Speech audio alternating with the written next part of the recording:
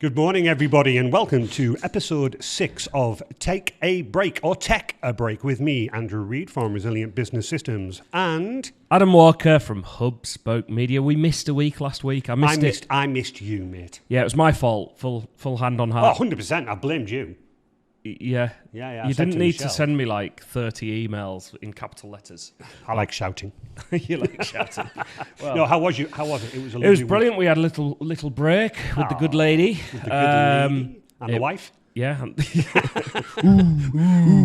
Yeah, no, it was fantastic. Edit that, Adam. Edit it out. Edit. Cut. No, we're all raw here. Yes. All raw here. But yeah, it was fantastic. Bit of a spa sort of situation going on. Had a massage. I actually think I fell asleep. Wow. I think I was that guy. I was fine at first because it was like quite robust and they do getting in all Yeah. the achy bits. Yeah. But then there was exfoliation. Yeah. Yeah. News to me. Yeah. And then there was like warmth and towels. All right. And Nice. I think I just passed out, if I'm being perfectly honest. The monsieur was there, and all of a sudden, has he just fallen asleep on me? Yeah, it was weird though, because my head was like jammed into the... Oh, do you is know that one of those boards with the holes? Yeah, you look but down. the hole wasn't big enough. You've got a big head. Thanks. Big face. I like to think of it as big face. So yeah. The bigger the better. It was quite crushing on the old face. But my back looks great. Do you feel better for it though? 'Cause I do, apparently yeah. it is No, it very was good. fantastic. And then we had some lovely food. Wonderful. Lovely food. Where did you go? Slaley Hall, Northumberland. Slaley Hall. Yep. I highly recommend it. I'll be going back. I may be treating the Mrs. Reid. Oh, really? Yes. It's our anniversary in October. Is it October this week? We're in October, aren't we? We're already in October. October yeah, the 22nd. Yep, we're but already in actually October. we're going back to one of our favourite places, which is the hotel in Whitby, the Marine. Oh, It's a seafood restaurant. yes. I absolutely adore seafood. Is that this weekend? No, it's It's a actually few weeks. back end of October. Bless her. It was Brilliant. supposed to be a birthday present, but we've been so busy. We've never actually found that time. But we said, right, October, wedding anniversary, late birthday present. So we're going, and we're going to love it. Amazing. Yeah. What's been going on with your week of technology? What have you been up to? Technology-wise, it's been busy. Again, new customers, which is really good. And we're going through a lot of onboarding now, as we call it, which is obviously speaking to the new customer, explaining how we monitor proactively, how we will then allow them to contact us via the ticket system.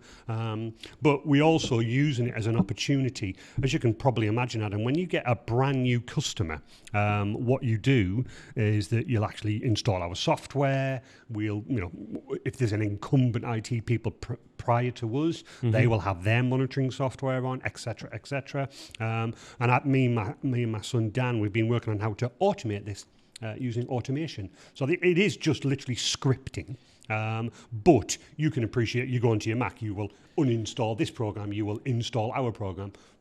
We've literally written scripts now that we transfer it over, double click, and you just watch it, and it just goes uninstalled, installed, added user, deleted user, done this, done that. So what was typically about a 45 minute process by the time you get on, we got it down to about 15 minutes. That's amazing. Yeah, all with taking the time.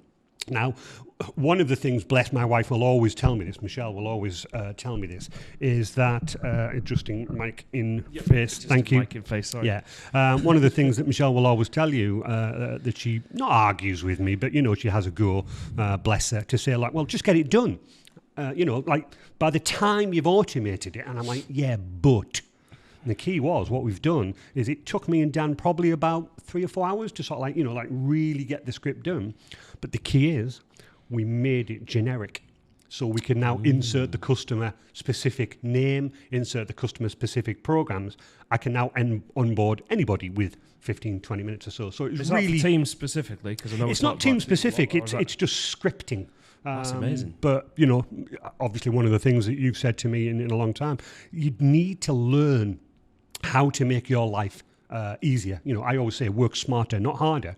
So yes, I've spent 3 hours with me and Dan that we could have been doing other things, and that's where Michelle, bless her, comes in going, yeah, but you could have been doing X, Y, and Z. I'm like, yeah, but it'll now repay me tenfold. By taking that time, I've now automated it, and also with automation, less chance of error. So because you've got that process down. Absolutely. Yep. So, and a lot of things that, again, people ask me when, I used to do a lot of contracting, used to do a lot of help with other customers, and I would be brought in as that, like, not scripting expert, I don't want to call myself that, but my experience of scripting, people would be like, the script should take you no more than half an hour. And I'm like, no, it'll take me longer than that, because what you need to do is you need to make sure that the script captures all the errors. I've uninstalled a program. That's easy. I can MSI exec/x, look, he's me getting techie. But if that fails, it's no point in carrying on the script. So you must, if error level, do this. And that's what takes the time. And then you document the script. Because 6 months later, you go back to it and go, what was I doing? I have no idea. I'm sat here just thinking, because obviously we missed last week, so I didn't get you to update the job I did last week. Complete world away from what you've just talked about. All right, what was your work? I was in the middle of a nightclub. Hang on, is this liable to public? In the middle of a nightclub. Right. As part of Freshers Week. Wow. With my cameras. I blended right in. Would I you bet believe you it? did. You're raving. Big fish, little fish, square, cardboard box. Is that the one? Yeah. Yeah. So you sound like you've done something pretty awesome. I literally had to go to a club stroke bar and had to capture photos and video to promote this bar that we're working with. Really, really great place, really fantastic. But it was like, we've got Freshers Night. It'd be great to, and obviously we need to represent everybody. I'd been down at other times when other age punters are there. So I was in the middle of a club with, I don't know, 300 to 450 people in it. Did you stick out slightly? just a little bit, because it's a while since I went to university, as you can imagine. I bet it was, yeah. But do you know what? It was great fun. Great. I imagine it was. It was great fun. But I'm showing my age and my experience with the DJing side of things that I do, because I was wearing my earplugs. And I was like, these are great. Yeah, exactly. But so that was probably the most left field thing that we've done. Yes. In terms of technology, we've actually just been doing lots of filming, right, and photographing. Like either one interchangeable. A local pub.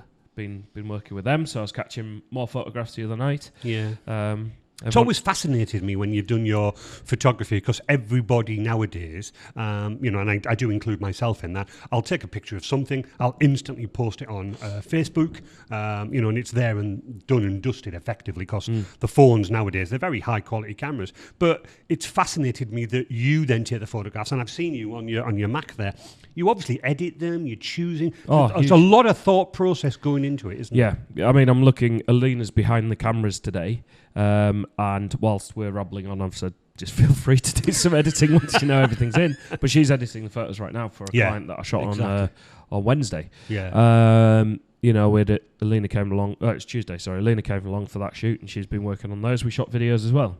Right. So then it's like, how quick do you have to edit the photos? We want to make sure that each photo is edited to the best it can be. Yeah, I was going to say, may I ask, when you say that you're editing the photograph, obviously there's a lot of talk, or there was a lot of talk about airbrushing out features, and obviously looking at last week, your AI technique of your chiseled face. Yeah. But when you're editing the photograph, you're obviously not airbrushing people. No, we're not. What are you doing?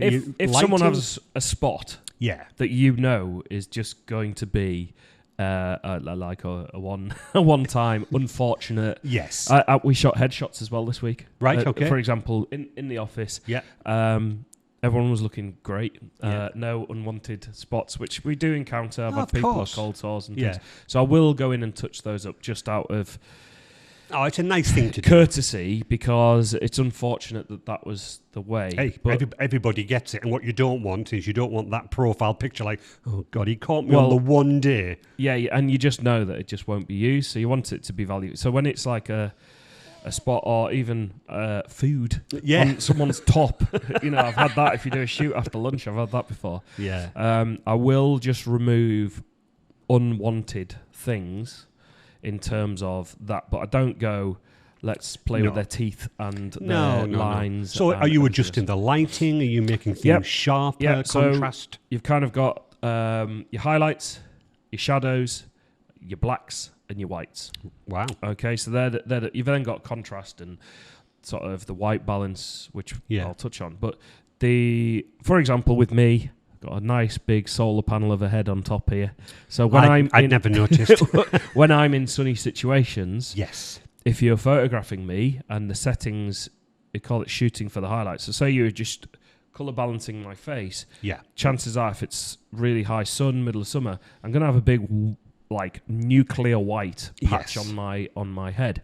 So one thing that I'm doing there is when I'm photographing people. And it's anyone. It can be foreheads. It can be, course, exactly. Cheekbones, noses. Anything that's sort of more upright facing towards the sun.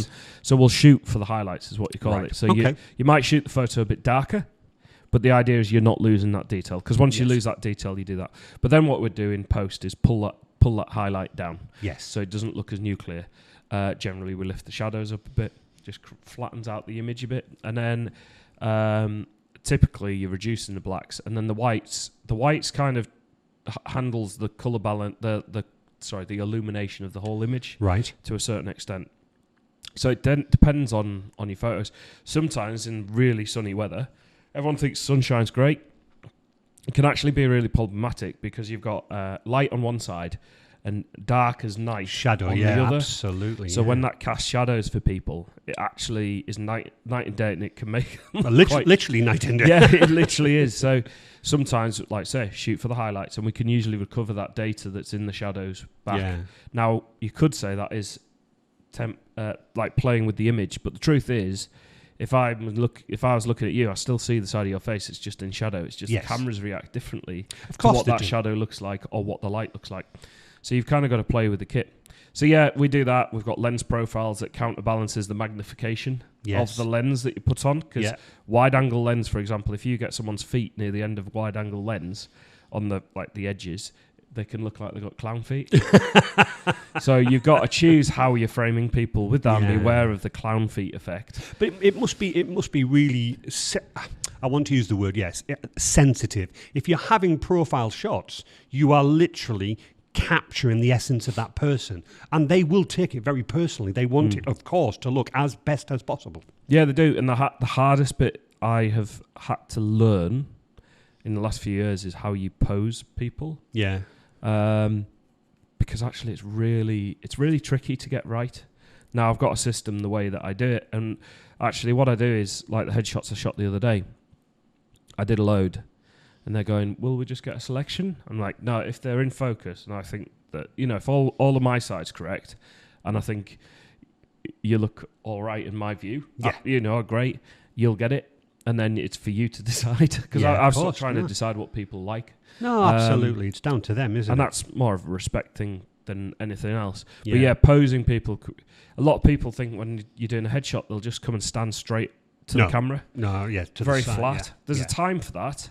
But the issue with that is it kind of, the geometry of the body ends up, I don't know, you could be stood with rounded shoulders or just that very flat profile. Yeah, you always tell me it's to the side. Yeah, I stand people to the side and then look towards the camera. It creates a bit of a triangle in the shoulders, if that makes sense. Yes, it does, yeah. Yeah, but even with some people, body types and flexibility and things, they can do that turn, and actually one shoulder will be down and one will be up. Yeah, because then everybody's built differently. Exactly. So it's a really tricky thing.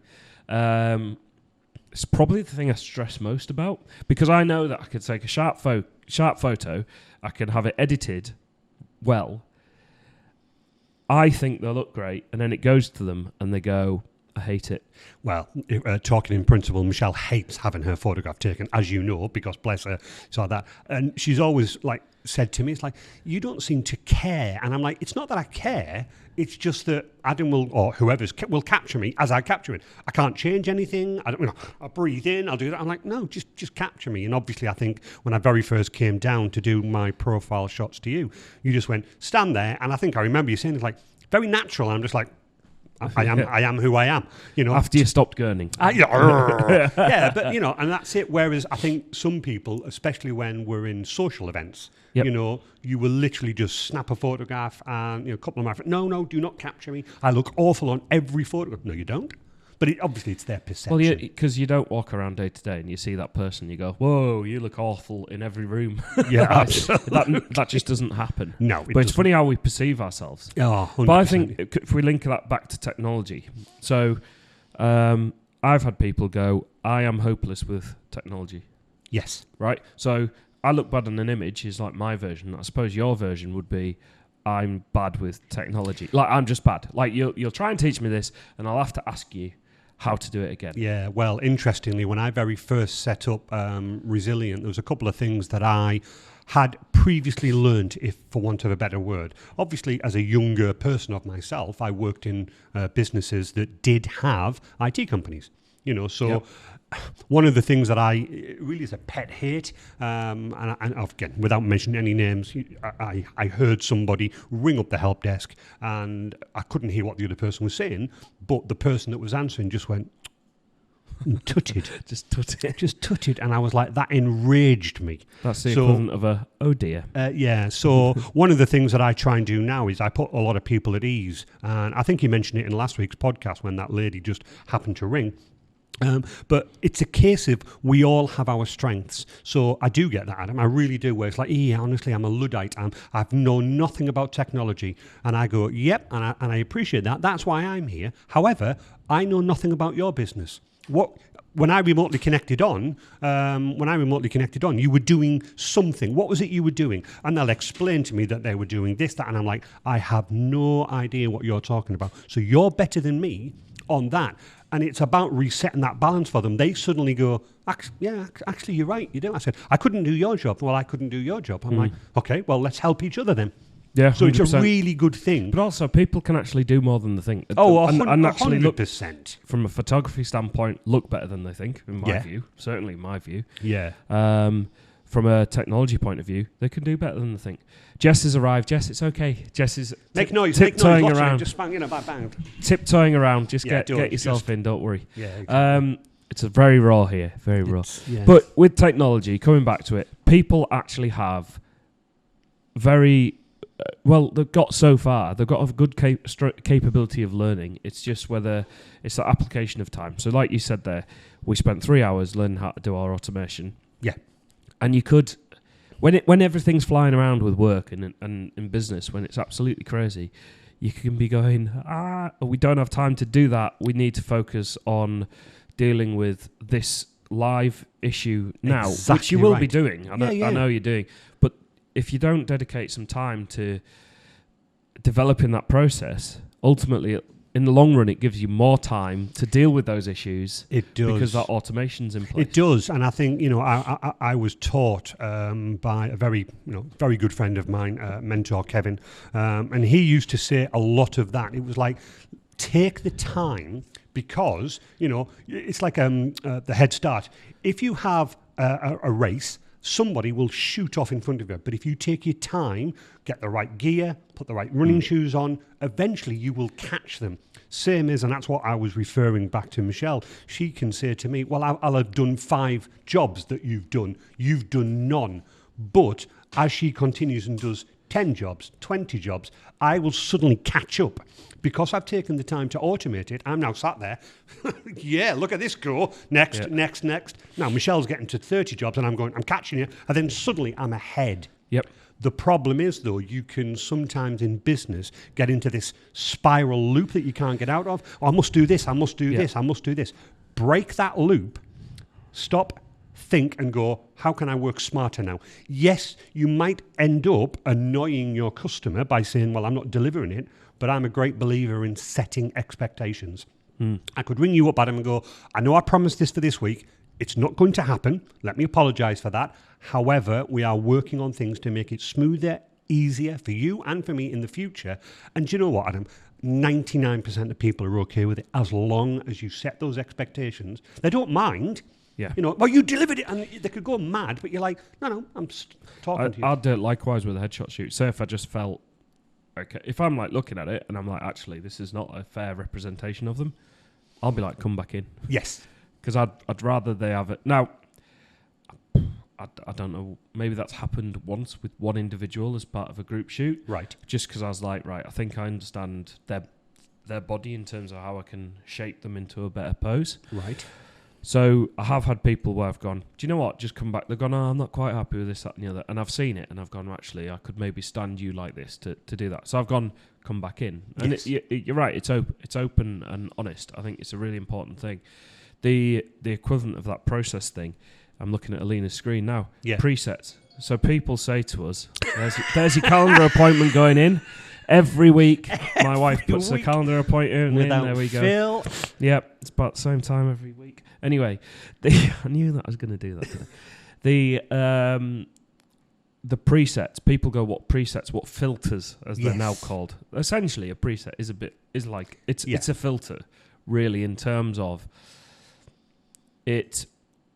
A filter just puts certain effects on the image. That's all it is. Yeah. It's doing exactly what we do in the edit manually. So I've got a basic preset that I know applies the lens corrections on. Right. Applies a kind of light touch edit that I know works on every situation. Right. And then I have to go in and make it relevant to that. Now, I do have ones that like, say, overcast. Yeah. Overcast backlit. Wow. Sunny day, midday sun. Yeah. Midday sun. The hard days are the ones where it's like a cloud's flying through and it's sunny and then cloudy and sunny and then cloudy. I can imagine that must drive you mad because you're like, your camera light's going, no. Yeah. So I've got like midday sun. I've got like internal property ones. I've got food woody. Who eats wood? If I wanted woody tones to come through, say if there's a work. For any children listening, we're not eating woody. That's not right. I've even got an Indian food preset. So I did some photographs with the Indian restaurant.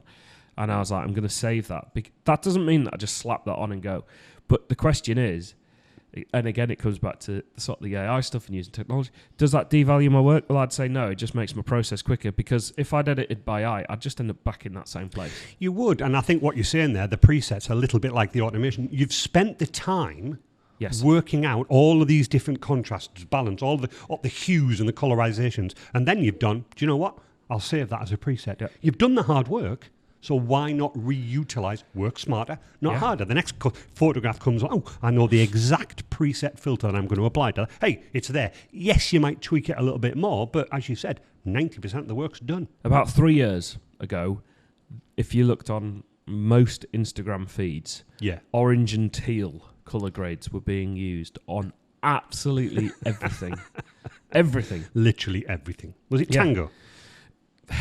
Yeah, it kind of. There's an extreme. It's like opposite sides. So then you get into colour signs.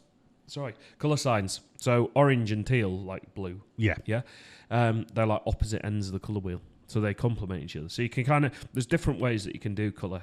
It's amazing, actually. Once you go into I mean, obviously, it's there's like monochrome. Everyone knows what monochrome is. Well, that's an example of, working with the colour wheel and how you select your fonts. You've got tricolour, so you might pick it. And the wheel, by the way, it's literally the round palette of colour that you see. Yes. So that is, each software isn't making it up. That's like what it is. Yeah.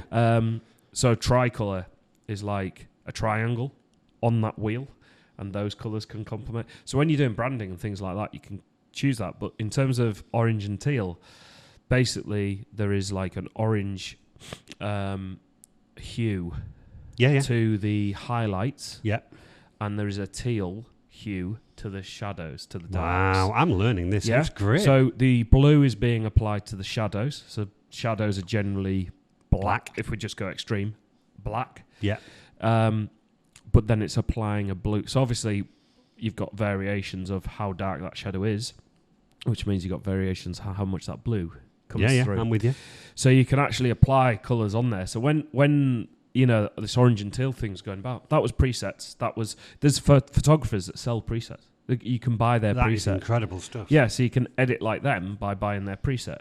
Now they do say you've then got to tweak it. You get it so far, and then you've got to then go for the next sort of thing where you go, right, well, how much of that effect do I want to go on to that like Yeah, do I that want it particular 100%? yeah, Do I want absolutely it a right. little bit? And actually, if I put that preset on, do I now need to go in and adjust the highlights and everything else? So there's definitely a place for presets. There's definitely a place for filters. Yeah. If it means it's accessible. Yeah. But all you had to do was look through a feed, and it was orange and teal, orange and teal, orange. I refused. I do have an orange and teal colour grade, but I was not sticking that because people go, you create a look as a photographer. We work with lots of different businesses. We need to create a look for that business. Yeah, rather than a look for me, because otherwise, because it is their business. It is their image, their corporate, professional look of how you want it to feel. And I think one of the things, again, working with yourself is taking Resilient. I mean, we obviously came up with the Resilient logo, the cogs. That was Michelle Messing, but certainly in some of the photographs that you have done for us, I find it really, I suppose the word striking sometimes, where you've caught the picture and the focus is not on what I'm doing. It was literally on this. That's the focus. I'm almost surplus to it, and it's great that your way of highlighting. For us, it's just a way of talking about how we can actually put how we could just show your logo out there again without it just being put a digital logo. So I was in the other day. It was Eddie. Photographed his back. Yes. Because you got it across his back. Yeah. Tattooed across his back. It's a stipulation of the contract when you work for Resilient. You must have Resilient tattooed. I'm glad to see you drew the line at face tattoos there. That's next year. Yeah. But a red cog the thing, there. I suppose, if anything defined my photography and what I'm trying to do, I always just say it's nice to capture those sort of moments. So I like using my zoom lens. My zoom lens is currently filming me. So if you're watching, this is the zoom lens. The wide lens, is zoomed in. The wide lens is zoomed in. The wide lens. I didn't. The wide lens is zoomed in. The wider lens. There's a wider lens than that. But you had to get me a wide lens to fit me in. Me and you were going to fall out, mate. I wasn't saying that. So last week or the week before, it was who's the loudest. Now you're saying that I'm wide. Who's the widest? Yeah. Well, I feel for these guys. I've got the zoom lens on me. But I think they're probably set to the same focal length, actually. So, I'll let you off. Thank you. But the zoom lens starts at the end. So the focal length that one's zoomed in on you, Anne, that is like the starting point for that other lens. And then that lens fascinating. Goes it's fascinating. But then it's how you use different lenses. So if I'm going to an event where I'm photographing people and engagement and say networking or anything like that, I want my zoom lens. Oh, right. Okay. Question. So when you were doing the student disco, yes, what type of lens? Because was it obviously a nightclub, dark, flashing image? I mean, how does a camera even pick up? What goes through your head to go, how on earth am I going to capture something here? Yeah, that's a really good one. So first I stood in the DJ booth. Right. And I was getting my wide lens on and I was waiting for because it is dark and there are lights strobing through. Yeah. What the good thing I know is because I shot that bar when it was empty, I know that the lights are on a pattern. Ah, right, okay. It's like sweeping. Yes. You can actually change them as well in the DJ booth to various things. Yeah. So all I was doing is there was actually with a wide shot it's fine because it's just everybody in situ. It doesn't really matter. Although one of the guys that was in there was actually pointing to the camera singing as I took it. And he's Sweet Caroline. He's the only one illuminated in white. Yes. He's like pointing at the camera, having a great time. But the other thing, what I'll do is generally when people are dancing in a nightclub, they're not moving too far. No. Because it's busy and they're in a group. So all I'm sort of doing is watching am I going to get a moment where that light pans through over a person. Yeah. So I'm trying to work with the light I have. It may be if they're stood near the bar, there's often a lot of lighting behind the bar, of course there is, which will then spill onto people. So I actually spent quite a bit of time stood behind the bar photographing into. Now, what I actually did was there's various photography rules that I'm doing air quotes if people are listening. It's a framework. Yes, that's handy. But there's a couple of things like you're sort of limited on how a darker light or how much light your lens lets in sometimes, right? And whether that image is then going to be sharp. Okay, right, on your shutter speed. So what I actually opted for is the wider lens, which can go to the one aimed at me. Yeah, the one aimed at you. in a zoom. But what generally you don't want to go. A good principle for sharp photos is not going underneath not taking the shutter speed down, like the same number. Yep. So imagine 50 millimeters is the focal length. Yep. You won't want to go below 50 shutter speed of 50th of a second, sort of thing. And this is the photography rules, as we call it. Yeah, that's one of. There's like a few rules like that. It's not always the case, but the general, that's one of them. You wouldn't want to be going under 150th anyway. The problem you have in a nightclub is everyone's waving their arms around. If you're at 150th, it's going to be blurred. Yeah, of course. Because they're moving quick, so they'll move through the photo. So you've got sensitivity. So I've turned the sensitivity, I think I shot up to 4,000 ISO, which if I go much more, it starts putting a lot of grain and noise into it. Yes. So what you're then trying to do is find those pockets of light that you can work with. Yeah. And sometimes that can have a really profound effect, because it means that if you're shooting for the highlights, the light bit, everything else around them is like dulled, especially for the spotlight effect. Yeah. So yeah, it's a challenging set of circumstances, and some of it is trial and error. Yeah. So some of it I would try and drop the shutter speed just to, if some people stood quite still talking, I could get away with that. On the other thing, if they're flowing their arms around and you're trying to catch them in the moment, you need a really high shutter speed. So you're kind of waiting for that moment where the lights pan through and you go, right, I can get that, and I know we can bring that back. So the truth is, you could do a lot with the cameras. Obviously, I don't want to be walking around the dance floor with a big flash. One thing I could do is put like a little LED light panel on. But I thought, I want to keep this kind of real and authentic in terms of trying to get those pops of colour. And having been in there the weekend before, I was like, I can do that because there was lighting and stuff. It's just waiting for those lighting moments, which are really tricky. Yeah. Really so here's another question. Got a friend who normally, when they are taking photographs, actually always takes videos. Yeah. Because then they can stop the video and take the exact thing. Now, again, forgive my naiveness, but a video is obviously constant light. You don't have a flash. You don't have that. So is there a time and a place for that as well, or is it? Yeah, there is. I mean, really, you want to shoot 4K in 4K footage, because then you've got enough resolution. Yeah. It's all about resolution. You might be struggling for printed materials. It depends on, I can't remember what the screen resolution comes out at. Like screen resolution that everyone would be watching this on or seeing anything is 72 dpi, dots per inch, yeah? Yeah. Printing for like leaflets and things is 300. So when I edit the photos, do you remember I send you a web export and a print export? You will do, yeah. So one of those exports is 72 dpi, I call it web. And that's just a habit I got into from Mr. Scott Akos. Shout out to Scott, who's a local photographer who I've done some work with over the years. So he does that, and I was like, that's a great idea. So they're handy. It's called web because it's for screens, but also easier for transferring, WhatsApping, and all of that, and it shouldn't fall apart too much in that regard. And also, if you're trying to upload it to Facebook, there might be a 5 megabyte limit or whichever software you're using. So that satisfies that. The print stuff, obviously a higher resolution. So the question would come down to is what you need to use it for. Right, interesting. Yeah, but you can absolutely shoot in 4K. The next thing that comes around is a videography rule. Videography how many rules? 180 degree shutter is what they call it. I thought you were going to say 180 rules. So we're filming, I know, because I've checked. Automatically this morning we checked. Alina set it up. We're on 25 frames a second. So 25 times 2 is... 750. 50, yeah. So both cameras are set to 50 frames a second now. Right. So they're locked in. So remember I was saying 150th? Yes. Well, they're on 150th right now. So the reason why that is so when I wave my hand... Do you see that blur with your own eyes? You see my own hands, I see blur. Yeah. So see, it's to replicate that blurring movement that we see in life, like in real life. Yeah. So if you moved your hands, you could see there's a bit of a blurring between the fingers, not like that. Oh, right.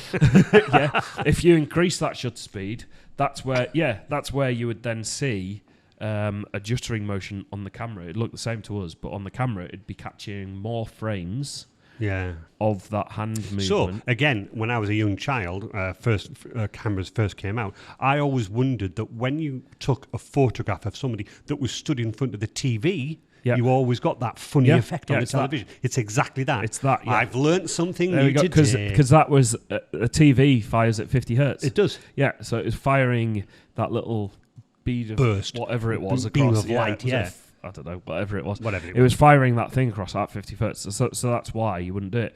Yeah. So that's why it can appear. So equally, strobe lights. Do you know the big flash kits? Yeah, you've got there with the big umbrellas. So I know that if I go over, I shoot 160. I just know that I have to shoot 160th of a second as the max. Right. Because if I do it anymore, what you do is you get a photo, which some will be in darkness, and you'll have then a white stripe and then darkness again, because you've only photographed part of that light coming through the camera. Yeah. Oh.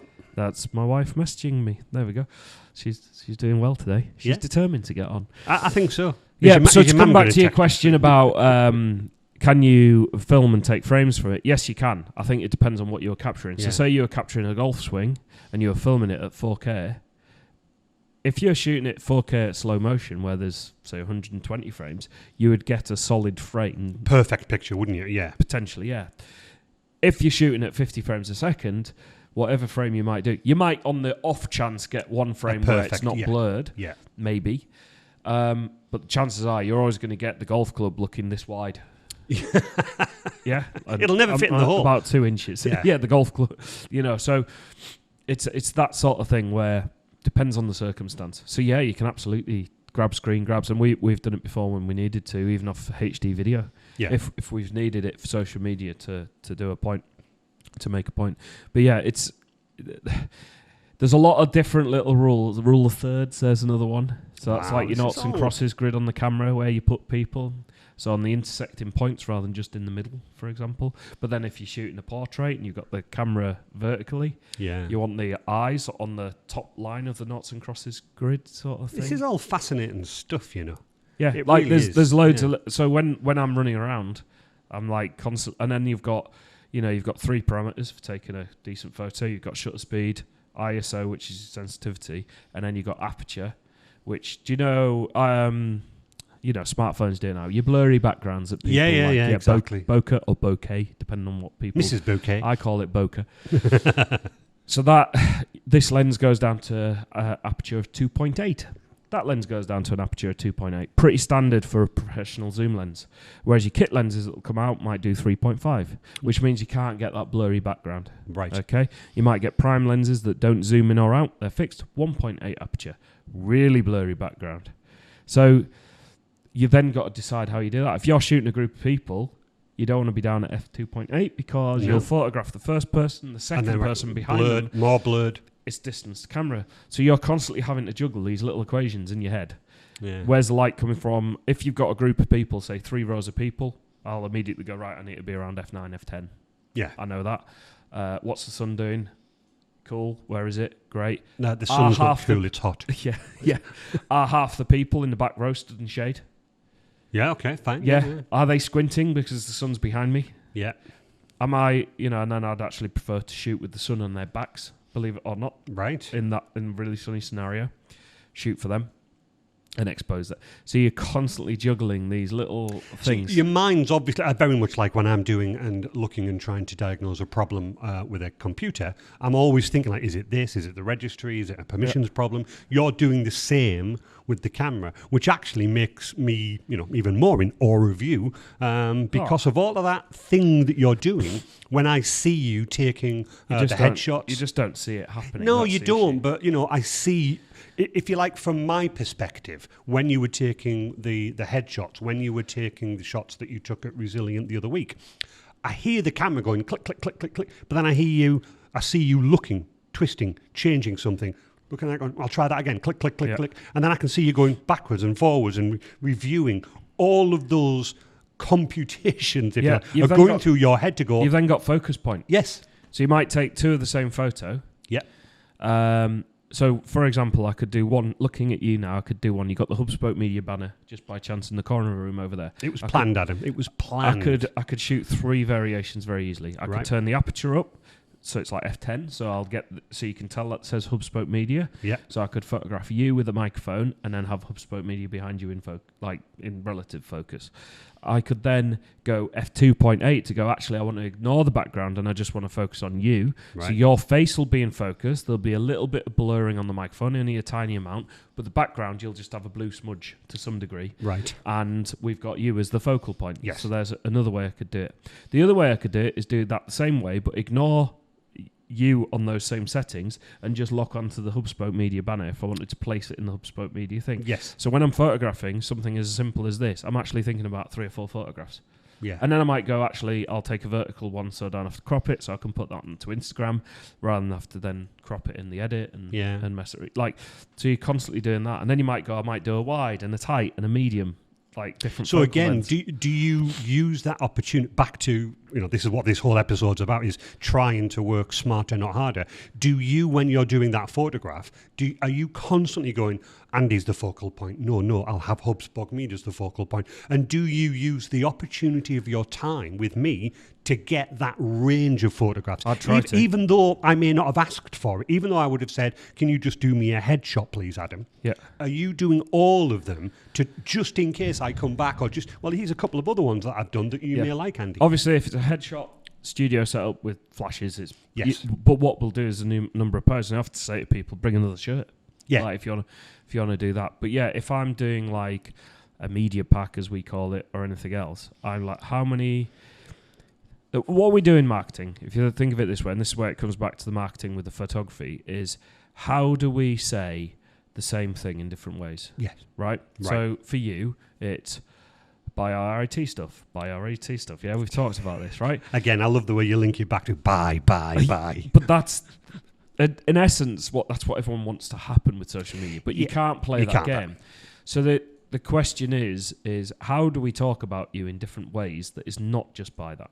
And that's why I've developed this way that I think, anyway, for photography.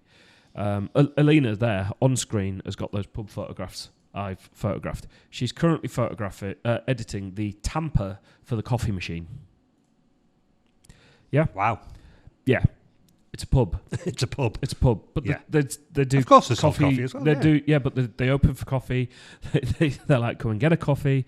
So I'm like, right, how can we portray, A, come to the pub, and B, different things. Yes, I've got pints of beer in there, and yes, I've got people enjoying themselves, and yes, I've got the staff pouring a pint, but I've literally got the coffee tamper. There'll be one in a minute, actually, Alina, where it's the coffee beans that I was trying to shoot through the glass, but I had reflections going on, so I don't even think that one's going to work. No. But there's an example. I did the coffee machine as a whole. I did the coffee bean grinder, the coffee tamper. I tried to get the coffee beans. I got the coffee cups. I got the little espresso cups. Yeah. I got anything that's around there Coffee to go, what is related here to coffee and what is related to the pub.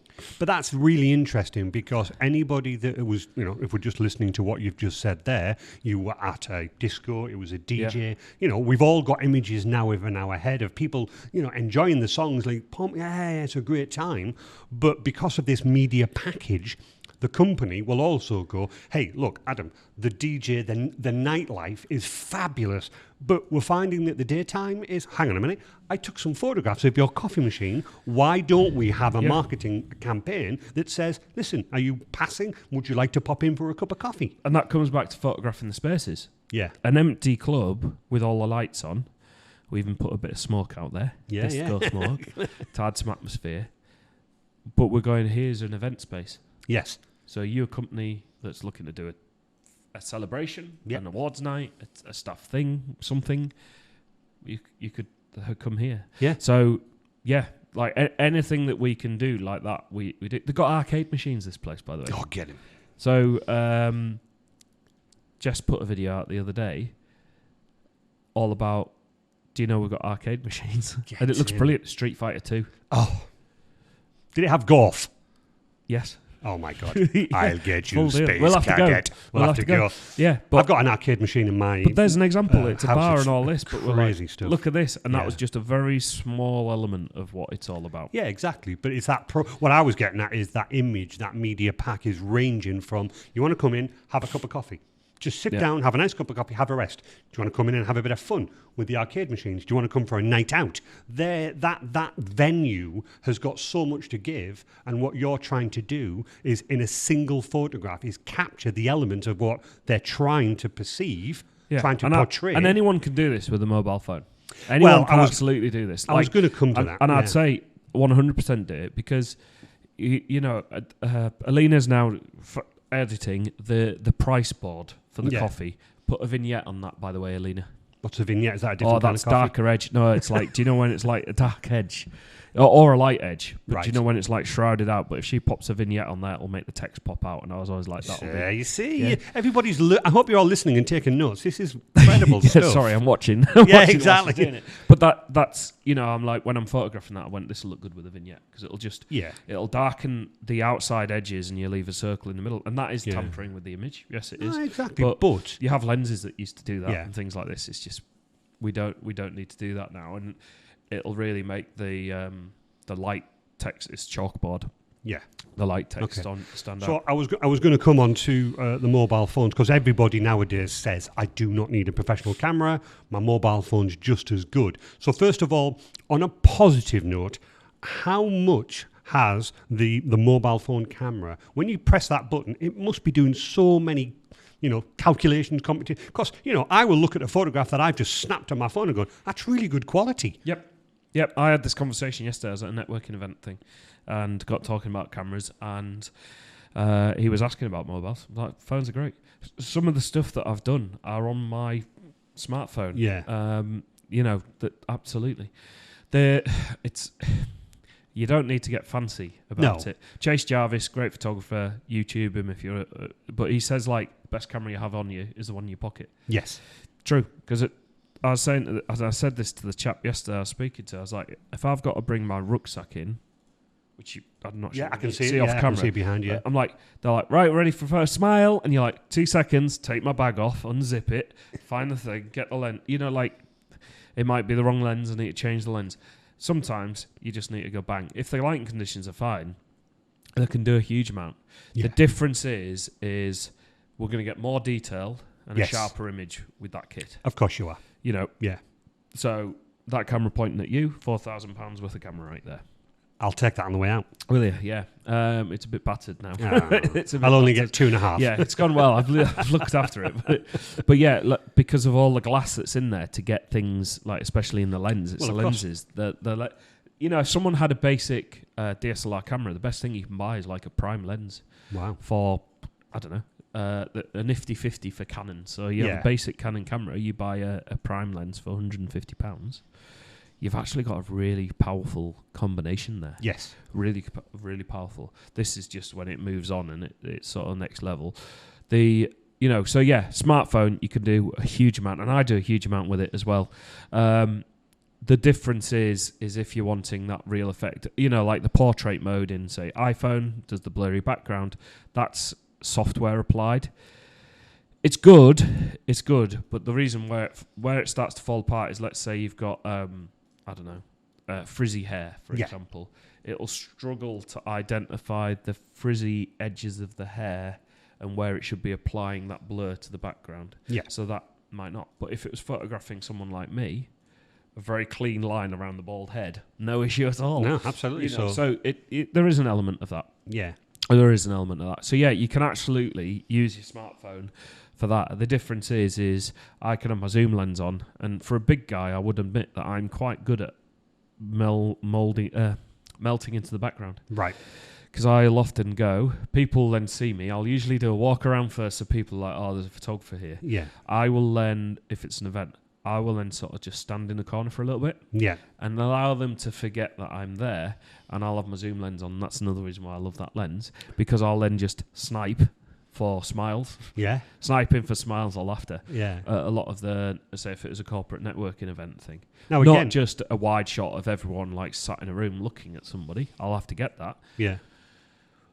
But I'll be sniping for... It's interesting you say that. I remember we had the event here, the Business Central one, and I do remember you sat in the corner, stood in the corner and pointing. You stood in that literally corner, and there's a couple of photographs of myself at a bar, smiling, joking. And again, I was often like, why are you over there in the corner? But what I probably didn't see was that minute that you suddenly went, click. Yeah. And I had that shot in particular, I know the one you're on about. Yeah. They had the bar in front of... There's three of you stood at the bar. Yeah, exactly, it is. And I've got the member of staff that was on the bar serving you. Yes. So it was like kind of capturing that that scenario. Now you could capture that on the phone, but I'd have to be stood a lot closer to you. Yes, you would be. And also the lighting conditions would be more challenging for a phone to Yeah, produce and a quality result. I suppose from any point of view, is it what I'm trying to get at, the sniping, which I do love the snipe for the smile, is it down to try to catch that naturalness? Because obviously if you were a lot closer, I would have known you were there, and not that I would have faked a smile, but obviously I'm aware, I'm conscious you're taking a photograph of me. Every single person's like, right, hang on, I'll try and pause for the camera. What you caught in that photograph, which I really like, by the way, it's 3 people naturally, and we were having a laugh because I was saying, God, wouldn't it be great to do this every single day to be able to have a bar? Have a bar. Yeah, but and what you captured in that moment was that laughter, that smile, that naturalness. Yep. Whereas I don't believe you would have got that. So there's the downside to having a smartphone. Whilst it'll capture the image perfectly, it's knowing. Whereas I feel as though that snipe for smile is like, no, you've just caught me naturally. Yeah, and the other thing that I do with my cameras is I'll hold the camera at, say, my stomach level. Right. Partly for the angle. If people are sat down, you want to be sort of belly button height. Yeah. Anyway, but the other thing that I'll do is I might hold it sort of stomach level, but with the screen flipped out. Yeah. Because people, when they see these cameras, so as soon as I put it to my eye, oh gosh, yes, they're often aware. But what I can actually do is stand there holding it very casually, with the screen out, and then sort of just flick it up, bang, and they won't necessarily know that I've taken the picture, so I get that more natural. But yeah, there are people, I go to events, and there are people that when I walk in a room, every time I've got the camera in my hand, I did a wedding, there was like one lady who's always like staring.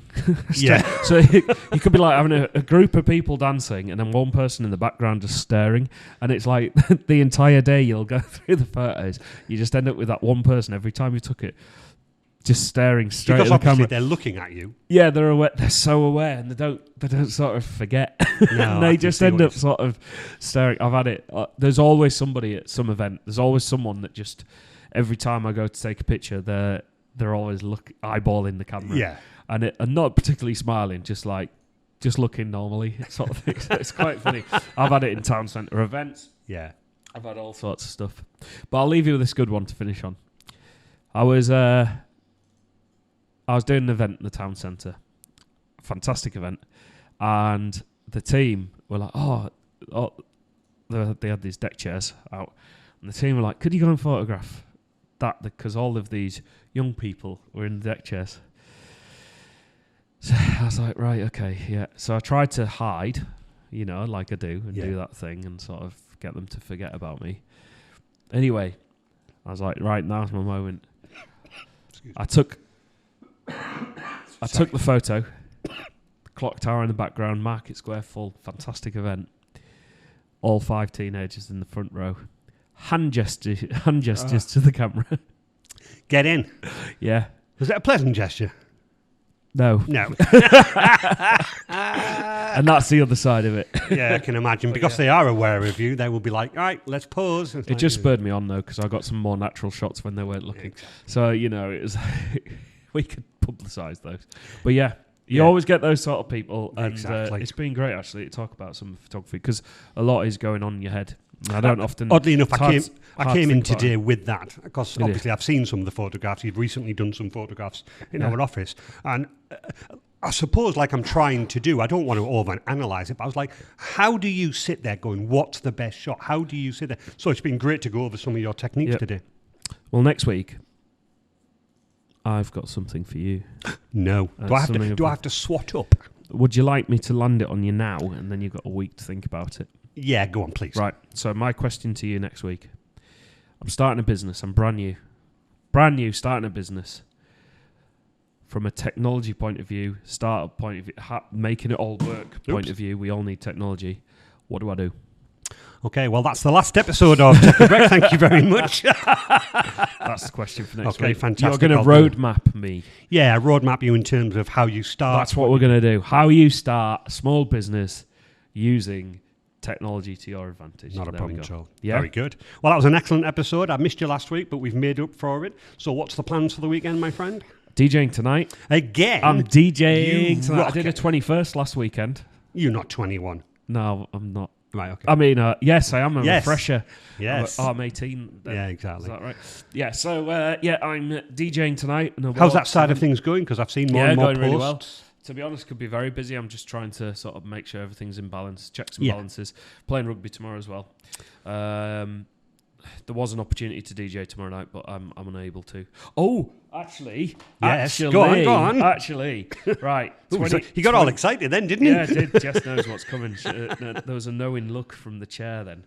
So, check this out. House is a feeling, Sarosta Piano Man. Hang on, has your name on there? I'm on the lineup. Wow. House Festival in Middlesbrough in November. That is really good. So that's been a bit of an ambition of mine since because I went official May time on the Yeah, DJing yeah. front in terms of actually going for it. And one of my ambitions is to play a festival. So this is obviously an indoor club festival type situation going on, and I'm opening. So I'm looking forward to that. Great That fun. is incredible stuff. We'll be seeing you in the lights, the stars. Yeah, we'll see. On a mission to be on a summer festival stage. That's Interestingly, that's the mission. have you noticed recently Darlington's becoming quite popular in terms of seeing particular stars? So at the local farmhouse, they had Chubby Brown there. Did they? Did they? There was a photograph Oh there. no, I did see that. Yeah, exactly. And a bit of a blatant plug to my friends over at Babel's restaurant, the Indian restaurant. Lovely food. Oh yes, Gokwan was I saw there. that. Yes, Gokwan was in. He was. Some of my friends are talking about him DJing somewhere. DJ and Yam, I believe. Was it? Oh, yeah, right, he he was came through there. his arms. But it was a real coup. So we just recently won Babels. We put their Wi-Fi in and stuff like that. And then suddenly you see the news article and go, hey, that's my customer. Ignore Gokwan. I was like, hey, that's my customer. So that was pretty good. Yeah. So, and then there'll be me. Yeah, you DJing, rocking the house. DJ Adam. Yeah. DJ Adam. We I'll be love it. bringing my Big Fish, Little Fish squared bar pack. Yeah, we could do that. Absolutely. Yeah. But and then, playing rugby tomorrow. Play rugby. Excellent. All good. All good. Right. Well, hopefully see you next week, guys, about your little bombshell that you planted on me there. I'll bring my brain and my roadmap for you. So hope you have a good weekend, my friend, and see you next week. You too. You too. Bye. Bye.